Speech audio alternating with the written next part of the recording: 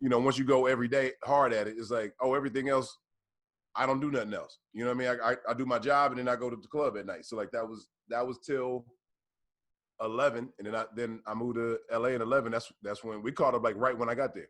That's crazy. That's crazy, man. And then when we do disasters, okay, this is what I want. Do you realize that your industry hot? Like, do you understand you're in the system really well? Or do you feel that way? It's some stuff you can kind of, you know, some stuff you can feel. Some stuff you can feel. Like you read, like I get an email and be like, oh, I'm not wrong about this. I felt like I would get a phone call about this, and I did. Like even if I don't book it, I know I'm in the mix for some stuff. Yeah, see, I'm never in the mix.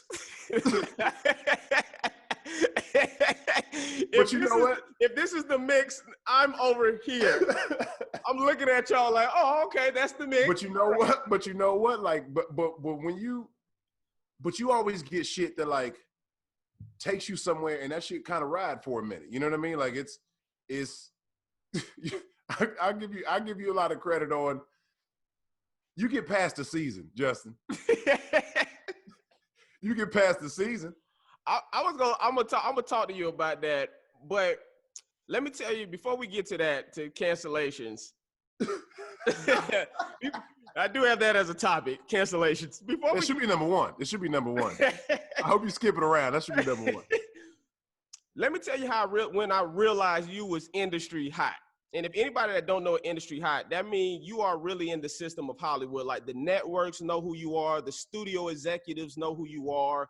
Even if your popularity on the outside, like let's say you don't have a huge fan base, the people that matter are fans of you. Yeah, you see the gatekeepers and all of these people that, like I said, the directors, the producers, they like, yo, this is the dude, this is the next dude that we want, that we want in our projects. Yeah. This is when I realized Tone was industry hot. We did a show, me and Tone, called Jerks with Cameras for MTV. The producers, so I got cast as a prankster, right? I'm a prankster on the show.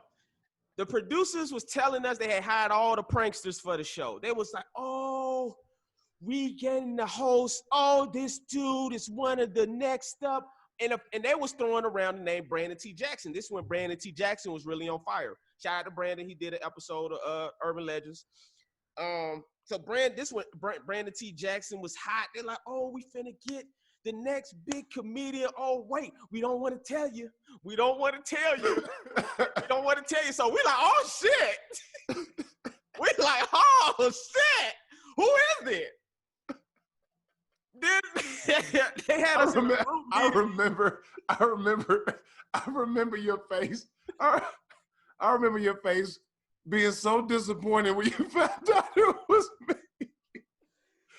It was, oh my God. And I'm gonna be honest, I kind of was, but let me tell you why though. But I understand it too. I do get it. They hyped it up like we was real, like it was really about to be like somebody major. And no disrespect. No, I get it, bro. But at the time, but you have to even at the time. But when you teed up like that, they teed you up like that, bro. And so there was like Tone Bell, and I was like, the nigga at the open mic that I was just at. You thought they was gonna hire somebody you can't text. Exactly. I'm like, I got his number in my cell phone. The host shouldn't be anybody who number I have in my cell phone. So I'm thinking, I'm like, well, y'all could ask me to host if we just hiring niggas. I mean, and I ain't lying to you. Bruh, I feel you. The cast was like, well, Justin could have hosted the show if this was the case.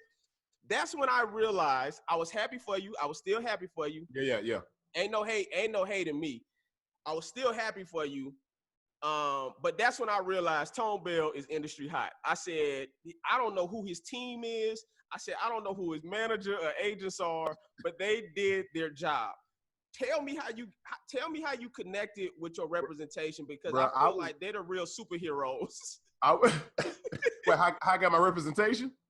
Yeah, just tell me about all. Yeah, how you got your representation? Well, I'll tell you real quick. Let's go back to representation. But I got that job because it was like I had a meeting about some other hosting gig, and it fell through. But then I took a meeting with MTV, some producers or whatever, and it went well. And then they were like, it was a. Do you remember that night? It was a showcase at the Improv. Because I feel like we were there too. I feel like me, you, Amir K. I feel like Grant was there too. I feel like we just had all popped in. Now I don't think we were all working, but I think we just kind of popped in. Okay. And they were doing an MTV showcase, actually trying to find like either two more pranksters or like a possible host or whatever. And I was hanging out at the bar and met two producers from the show. Crazy. And we was just chopping it up. And they were like, "Yo, do you host?" And I was like, "Yeah." And then the next, yeah, I can do that. Yeah. What was you talking about? Like, oh yeah, we already got this thing going on. They were like, "We have a host, but we don't know." I was like, "Yo, run it. I'll connect you with my people." So like the next day I get a call, maybe 2 days later, I'm sitting in the office, and then I get a phone call, like working out the deal and some money. And then I remember it got broke down to everybody else, and we started talking about it. And Justin was like, This is the nigga. And I was like, man, I get it. I understand too. I was like, Hey man, salute to you, man, bro. But how did you get with your representation when you got to LA? What was that, and who were they, and are you still with them?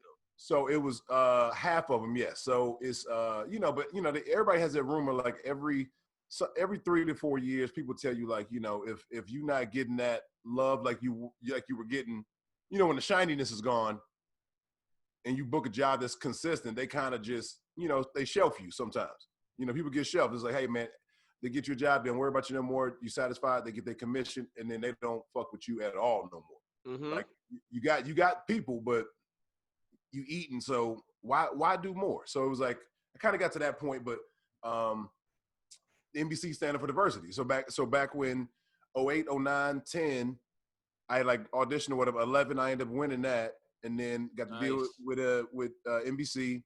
Did Whitney, did the whole college thing or whatever, and then when Whitney went away, because I did season 2 of Whitney, and then Jerks was right after that. That was 2012. We did Jerks, and then maybe 2012 into 13, because I think I did Bad Judge in 2013 or something, maybe something like that. And then, but I was Innovative, loved. But I had met them before I moved to LA, and they was playing me. Agents like, hey man, like people calling, hey man, you got to meet this dude good. They're like, yeah. What has he done? Right. And then I get, the NBC shit, and now they knocking, and I was like, I'll answer when I feel like it. Straight up. And I made them wait, and I was like, no, remember I called you back in September, you wanted nothing to do with me. And then it came back to like November, and they were like, what's up? And I was like, take me to dinner. Hey, you got people taking you to dinner. I was like, they were probably white. Shout out to you. Swipe that card. You want to show me? I want extra sides. And I'm taking, nigga, I take to-go food all the time. Like, if an agent take me out, this is how Decatur I am. If an agent, ask anybody. If we go to dinner, I'm ordering 2 meals, and 1 is to go. Hey. It ain't your money. I'm taking company money. Food to go. I'm going to start pulling. I'm going to call that the tone bill, and I'm going to start doing that. Bro, I'm like, you can hold this one off until I'm wrapping this one up, but then go ahead and put that in the box and just bring it. He got it. Y'all, anybody want dessert? Anybody? Little what's dessert? Potato pie. I hear the creme brulee is amazing. So, all right, let's get into because I do want to get to your stand-up special is called Can't Cancel This, and it's titled that because you've been on a lot of projects that have been canceled immediately. I feel it coming too. People, when producers stop showing up and they whisper all the time by episode 4, I'm like, nigga, we done. I was gonna ask you that. Have you ever been on a project and you like, I know the cancellation is coming? Bro, I can feel it now. I know when there's a shift in the writer's room, or a showrunner leaves, or they bring somebody else new in, or there's a shift at the top. The president is interim. That shit trickles down. I can feel it now. And that's why I don't decorate my dressing room. You know people who like they bring in candles and rugs and bathroom mats, and they hang up art. I'll be like, nah, nigga, not till season 2. Straight up. I've been on MacGyver 4 years. My shit still ain't decorated. I'm still don't trust it. I'm like, any day now. It's in a storage container. I bring in a Bluetooth speaker and a pillow. That's it. No, and I feel you. Now, I want to ask you, what was your mentality the first time a show got canceled that you were on versus now when a show gets canceled? The mentality, well, like, how do you take it? It's almost funny to me now, only because, and I'll tell you why. It's almost funny to me now, mainly because I see it coming. I see it coming because I see that shifting somewhere. But then it always comes back to like either the network or the creator. Somebody will go, we were just about to make that. Like you always kind of test the highest out of the rest of the cast because people like what you do.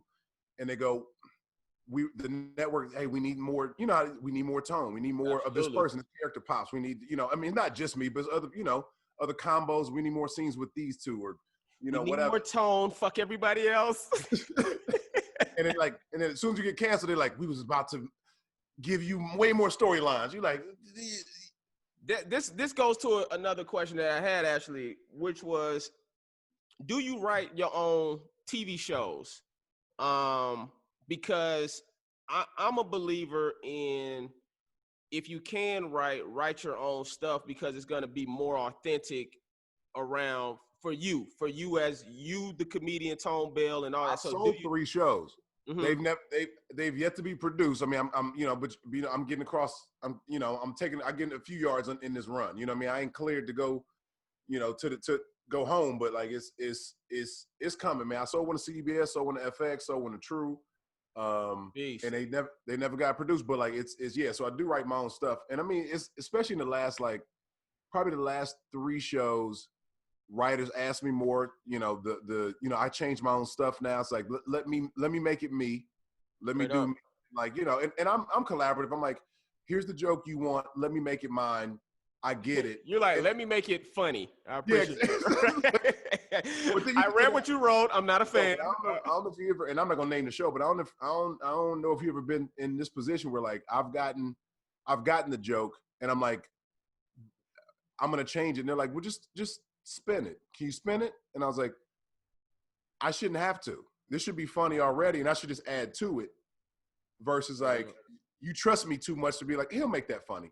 Like I don't want that. That's lazy. You give everybody else jokes, but the trust is great. I love the fact you trust me. I can make this funny. Mm-hmm. Can you make it funny so I can make it funnier? Right.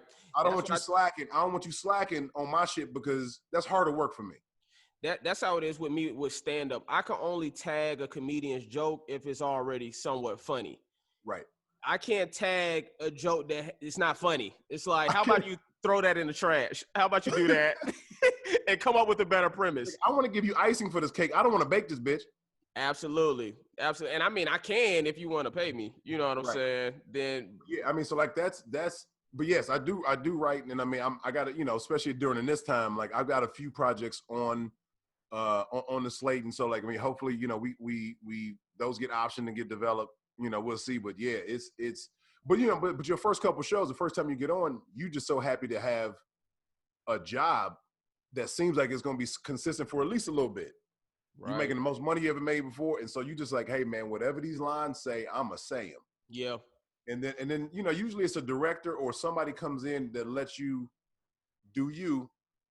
And for me, that was Reggie Hudlin, and I'm gonna say Richie Keene, who directed my special, were the 2 TV directors that were like, yo, I didn't letting you, like, you real funny off camera. Can you like, you want some room? And I'm like, man, it ain't my show. So like, I mean, if I can get some room, I'd love it. But I'm not on the billboard. So Naeem was talking about how great Reggie, I think that was Naeem I was talking with, and he was saying how great Reginald Hudlin is. Anybody don't know Reginald Hudlin?